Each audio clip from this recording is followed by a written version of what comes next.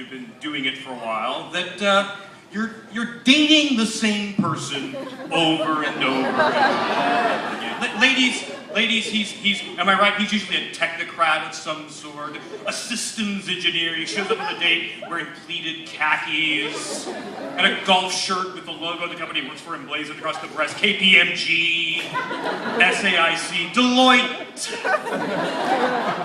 Or he's a patent attorney who, I'm almost certain, are the most boring people on the planet. Middle of book gate of Paradise Lost. Boring, okay? Guys, she's highly intelligent, Ivy League educated, came to DC for her career, working as in-house counsel for the issues-oriented NGO or nonprofit that she's passionate about, right? Travels a lot for her job, but has some perfectly wonderful margins you'll fit right into. Alongside her cats, always named after literary figures. Tristan and Isolde, Franny and Zooey, F. Scott and Zelda. Watch out for Zelda, she bites! If I sound cynical, it's because, well, I was. And it was because of this cynicism, of sort of one of the few flashes of self-awareness I had about 8 years ago, that I decided I was going to take my profile down off of Match.com. I sort of realized that the cynicism I was bringing into these interactions was affecting it, and that I wasn't going to meet, the woman of my dreams that way. Just take your profile down, I said. And it was about that time, about the moment I was thinking that I got an email in my inbox from a woman off Match.com. The subject line said, "You're cute. I think we should meet." Well, flattery will fucking get you everywhere with me. So I go ahead and take a look at her profile, and it's pretty clear from the outset that she's quite unlike the normal everyday DC women that I've been dating. Her username is Fire Stick Feather.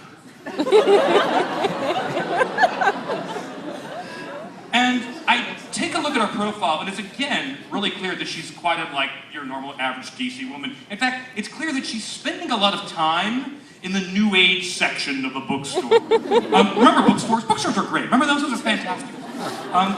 She's into Wiccan and reflexology and the healing power of crystals, right?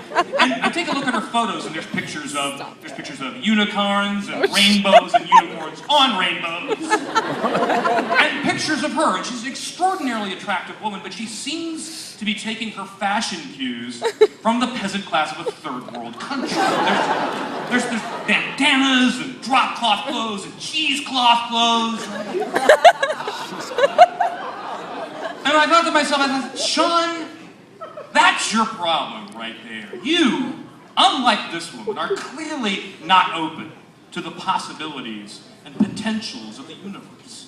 Why not take a chance this time? Why not leave your dating comfort zone and stretch your wings a little bit? Why not say yes to the universe? Wait for it. So I wrote her back, and I said, "Thank you very much, very kind words. Yes, why don't we meet? How about tomorrow?" And I got a response almost immediately, and she said, "That sounds great. Before we do, would you mind sending me your date of birth, as well as the time of day?" Yes, I am open to the universe. I'm doing this, right?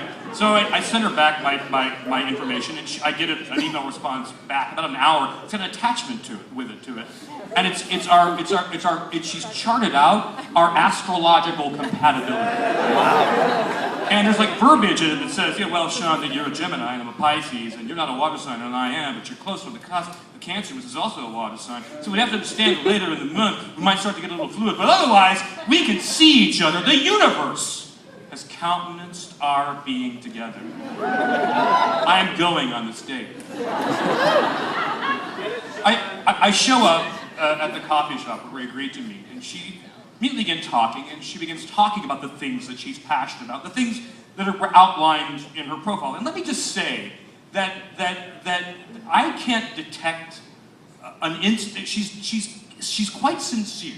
She clearly believes the things that she said. There's not a Machiavellian bone in her body. I believe every word. I believe that she believes it.